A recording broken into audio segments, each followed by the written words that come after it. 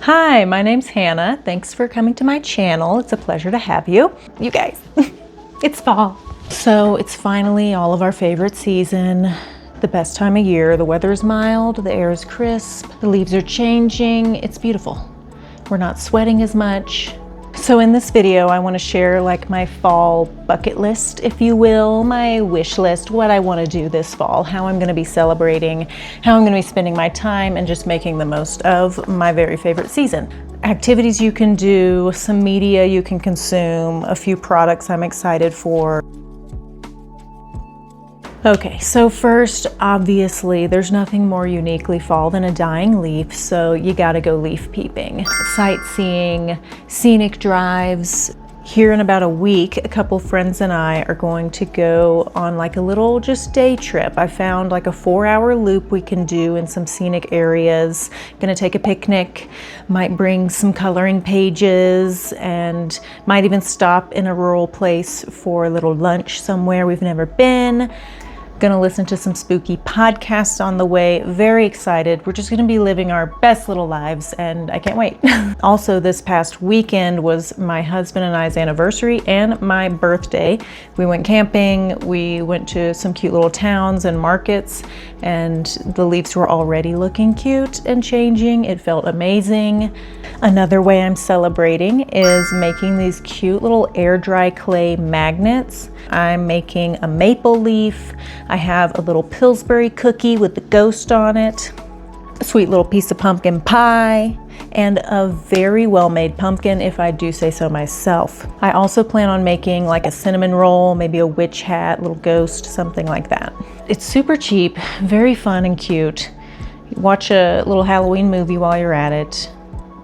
Other craft projects I'm interested in, you know those Pottery Barn terracotta jack-o'-lanterns that are like $50 to $100 each. I have seen on Pinterest some pretty good looking arts and crafts DIY dupes of them. I know it won't look as good. It's obviously not going to really look like terracotta pottery, but I have also learned in my house it's best to not have breakable things. So honestly, it's gonna be better for me. If you don't have time or money for all of that, just print out some cute little coloring pages, or I'm sure there's like an app on your phone or tablet for like free Halloween coloring pages. I'm very excited to try out some new recipes. Did any of y'all have a Cici's Pizza in your town? It was a pizza buffet. It was wonderful. Pretty sure they had some noodles I liked too, but do you remember the dessert pizzas? They had like a chocolate one, they had this vanilla custard one that was amazing, and I was pretty sure they had a cinnamon one. They might have just had cinnamon rolls, I don't know, but I'm gonna make a cinnamon sugar pizza. And it's just crescent roll dough, butter, cinnamon sugar, and then like a powdered sugar icing on top. There's also all sorts of quick breads you can make that are so perfect for this time of year. Coffee cake, a pumpkin cream cheese loaf. I made an apple fritter loaf one time. Oh my gosh, that was really good. I should make that again. Another idea I had, have you had bread pudding? Have you heard of it? If you've only heard of it and never had it, it probably sounds gross to you, but I swear to you it's not. Just think like French toast casserole, basically, is all it is. It's amazing, delicious, usually involves bourbon. But I could do like a pumpkin bread pudding, a sweet potato bread pudding, because can't you make like sweet potato bread? And then use that for the bread pudding. Would love to make a cute little Halloween themed treat, you know, like the pigs in a blanket mummies. I saw these little Rice Krispie treat brains, and honestly, they look very realistic, but super cute and yummy. And a lot of times those recipes are really simple, very few ingredients, and it's kind of like an arts and crafts and cooking at the same time. I saw this one that was like bones, and it's just pretzel sticks, mini marshmallows on either end, and dip it in white chocolate. I also really want to make the Starbucks pumpkin cream cold foam, or whatever it's called. I'd like to be able to make the pumpkin cream chai, iced chai drink. That's the best. And I have some brown sugar syrup because I like to add that. My very favorite gnocchi dish has a butternut squash sauce with spicy Italian sausage, and I'm pretty sure a lot of Parmesan. It is amazing, the best. I should link that below. You're gonna want that one. Oh, and a butternut squash mac and cheese. Now, hear me out. This is not like a, instead of cheese, use butternut squash, weird, like healthy alternative. No, this is genuinely just mac and cheese, but even better because we added butternut squash. And while I'm doing all of those fun activities, or if I don't have time for those activities, I do love to pop in some fall spooky season type of movie, podcast, audiobook, music, whatever. You just want a little background noise, set the fall atmosphere. I got you. Here's some suggestions. Let's start with the classics, movies. Recently, my husband and I watched The Witches, the 2021. And then yesterday, while making those magnets, I watched the 1990, maybe it is, version. Both very good. I prefer the first one, but honestly, that's a horror movie. I'm glad that was my first time seeing it, because had I seen that as a child, I would have been petrified. The new one, not so much. I'd say that's kid friendly. Other favorites of mine that I have to watch every year, of course, Hocus Pocus, Halloween Town, The Haunted Mansion with Eddie Murphy, and the Muppets one. I still need to watch the new one with Tiffany Haddish, so perhaps that'll go on my list this year. Bedknobs and Broomsticks. It's Angela Lansbury as a witch defeating the Nazis. Need I say more? Obviously, any of the Harry Potter movies and any of the Sleepy Hollow movies. There's been the one with the guy who played Captain Jack Sparrow. I cannot believe I can't remember his name. I was in love with him as a child. But it's not there. Johnny Depp. Oh, The Adventures of Ichabod and Mr. Toad. I know there's one for free on Roku channel that I think is just called The Legend of Sleepy Hollow. It was made in like '99, I think. That was a good one. And I just discovered that there's a 1981 and Jeff Goldblum plays Ichabod. Now, if you're actually looking to get scared, I don't really watch scary movies as much anymore, but I do have a few that I can suggest to you. The Conjuring, Insidious. Ooh, any of the Jordan Peele movies. There's Get Out. That one is scary, thriller type, and also some comedic relief, fun. Us, that's scary. Not so much comedic relief. Little gory, very cool, very intense, cool plot. And then there's Nope. If you haven't seen that yet, I'm gonna warn you, you're gonna be terrified of chimps for the rest of your life. I literally was locking my doors and windows, looking behind my shoulders for chimps. Clouds, I'm fine with Clouds still. Bless Keke Palmer, so it's a really good one. You should see it, but yeah, fair warning, it's gonna scare you. One that I have not seen, but I might wanna watch is The Substance, which is crazy because I really am not into gore. I know it's gonna get gory, but the premise of it seems like a message I need, honestly. So I'm very interested in seeing that. Ooh, and I heard Weapons. My friend Dorothy told me yesterday that Weapons was really good. Oh, and the new Nosferatu. Also apparently very good. On that note, I've never seen the old Nosferatu, which I think is like a silent movie, so it could be the perfect thing to just throw on in the background while I'm doing other stuff. What else? Psycho, the original Alfred Hitchcock Psycho, never seen that. What other fun Halloween spooky movies can I watch? If you have any suggestions, please let me know. Which ones are your favorite? What do you have to watch every year? Now, there are also a few TV shows. A guilty pleasure of mine is The Good Witch. It is a Hallmark show. It's so cozy, it's so low stakes, it is just precious. And Cassie Nightingale, the main character, is such a great role model, honestly. Every time I watched, every episode was just, wow. This woman, she is wise, she is so unbothered, and she really made me want to get into tea. One that I watched very recently that was super cute and has been highly recommended is called Over the Garden Wall. It is animated. There are 10 10-minute episodes, so that's it. Fun, cute little one you can kind of slip in during your lunch break or in the morning, whatever.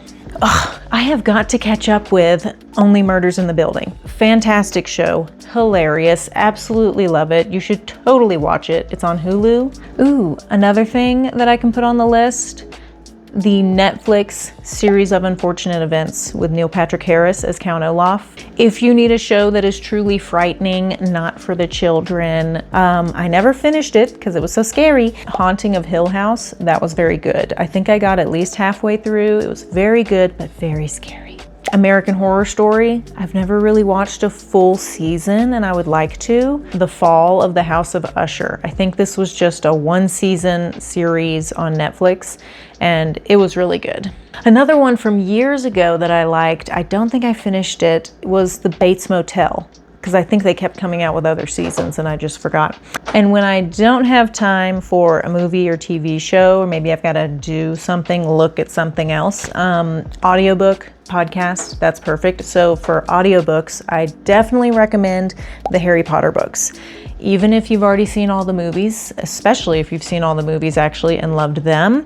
I listened to Jim Dale. Loved his narration. I forget who the other guy is, but apparently people love him too. So honestly, you can't go wrong. Whichever one you find is going to be great. And the books are better than the movies. Sorry, hate to say it, but good news, they make audiobooks.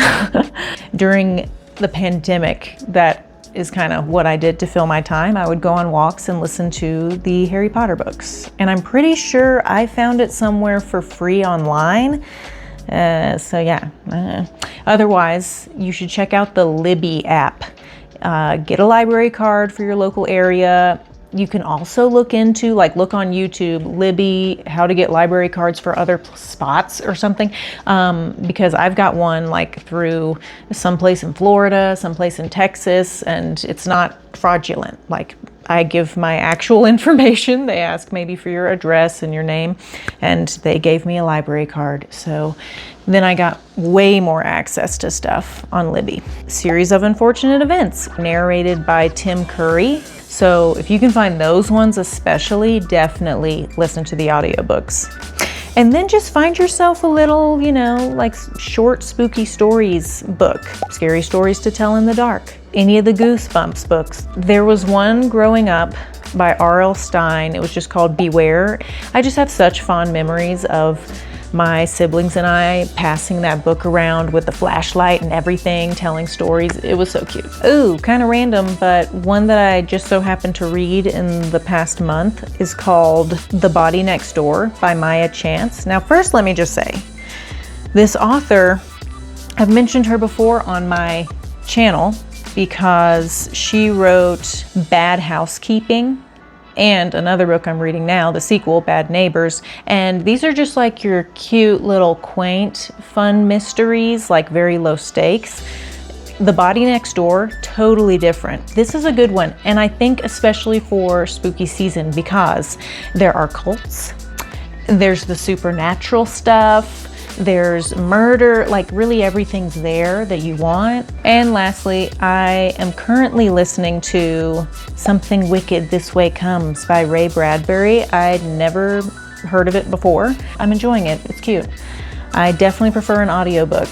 I've tried to read the actual words on the page. Sometimes I've got the time for it. That's just not the season I'm in right now, okay? We're listening. Now I have a ton of podcast suggestions for you if you like a podcast. Dark History with Bailey Sarian. It's educational. It's funny because it's Bailey. It's a little bit dark and spooky. Last Podcast on the Left. Very funny. Not safe for work. I think it's 3 comedians, all guys. And it definitely gets dark, but I remember I've listened to their deep dive on like these crazy cult Christian murder people. They really lay it out. Like if you like to know all the details of a true crime story, they're going to give you that. Also, you're going to laugh a lot because they're constantly throwing in jokes and such. So they're a lot of fun. You should check them out. Really cute newer one is called Ghosties. It's 2 sisters. One of them tells stories, the other reacts. If you love nature, outdoors, all of that, National Park After Dark is definitely for you. It's typically just like true crime in the woods. Oh, obviously Morbid. If you've not listened to Morbid yet, you've got to. I think they're sisters. They're always discussing true crime. It's a lot of fun. Another not safe for work one, but very funny, is called Let's Get Haunted. It's two women. I think every single episode I've listened to, there's going to be some kind of sex joke. So again, not something I would listen to like on a speaker at work or anything, but if you got earbuds, you could do that. But they're kind of all over the place. They'll look into like historical figures, conspiracy theories, local legends and stuff. So they really just anything that they deem haunted. I have a few like YouTube channels to recommend, but they have podcasts as well. But sometimes I prefer the YouTube channels because of the visuals.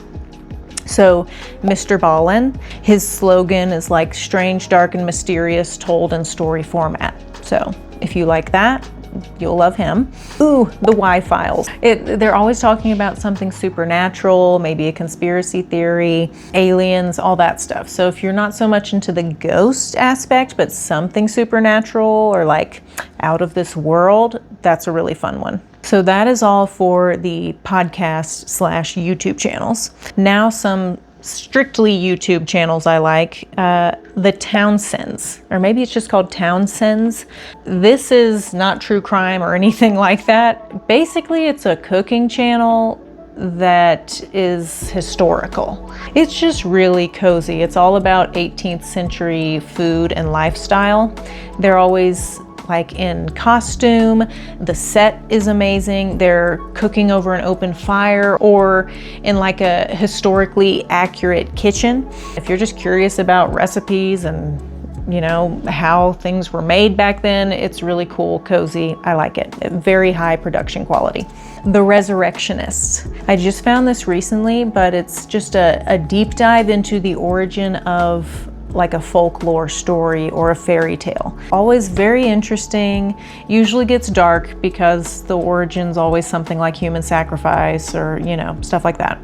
And finally, if you just want like a lifestyle vlog channel that strictly stays like spooky season, I'm sure there are plenty, but one of my favorite is Pumpkin and Gray. She's just this beautiful lady that I believe lives somewhere near Salem, Massachusetts. She lives in New England, so she'll do like a house tours and hauls and stuff. So if you just want one of those, you know, feeling a little materialistic and nosy and just want to see inside somebody's cute little New England life, love that one. Okay, before you go, I do want to chit chat about a few products that I'm excited about. I have recently realized that when it comes to doing my nails, it makes a lot more sense to find a really good base coat, a really good top coat you love, and then just buy the cheapest colors you can find. It depends on the brand because I have bought Essie colors in the past and I didn't feel like they leveled out well. They were streaky, like hated it, honestly. And there's been a lot of more expensive brands like that I was disappointed by. And girl, LA Colors never had a problem with this, ever. And I have multiple different nail polishes from different lines of LA Colors and levels out well, great like opacity or whatever, stays on well because really all that matters is your base and top coat for that whole staying power. And this is like $1, $2, and they have so many colors. This I've already used towards the end of the summer for a pedicure and love it. This is the LA Colors Vampy, like vampire. It really makes your summer tan pop. This is just the Sally Hansen Insta Dry in alternate reality. I like this because it looks a lot like the Revlon Teak Rose, which I have, but it always turns orange on me, and this not so much. Remember Dove and their holiday treats body washes from last year? Sorry, I know it's gross. I still have a little bit of the Pecan Butter Crunch body wash that I need to use up, and I saw that they have a maple glazed donut one this year. So I'm definitely gonna pick that up.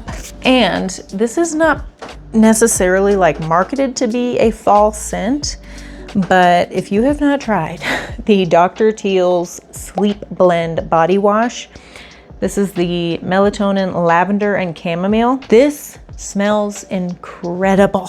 Like, this is not just your typical lavender scent. There's something a little smoky about it. It's warm, it is delicious. Another thing, I am maybe going to get some garland this year for fall. I do still want to be very intentional about what decor I have and try to keep it around 1 to 2 storage tubs, but I have seen a few like dark purpley leaf garlands, and what were they called? It was like Sissifuga or something, or Simisisimuga, some word that must be a tree. And yeah, I want to get some different garland around here, because I have one up here that you can see in my last video where I decorated for fall. It's a really quick and short one, but she's really my only garland I have. She doesn't match anyone else. I actually got it as a boa for this costume I wore to a party years ago, and she's cute, but yeah, not quite my style. I want something a little more sexy and mature. And so I saw on Amazon there were some pretty good deals, it seemed, on that dark purpley stuff. So anyways, that's all I've got for you today. I'm so excited for fall. Please let me know if you have any suggestions, any of your favorite like fall scented body supplies or favorite nail colors, hair stuff. Do they make fall scented hair stuff? I would buy it. Your favorite movies, books, whatever. I love to hear all about it. It's a lot of fun to make spooky season like a real thing by consuming this type of stuff every single day. So yeah, I hope you have an amazing day. Happy October. Bye. Thank you. Like and subscribe and all those good things. Peace out.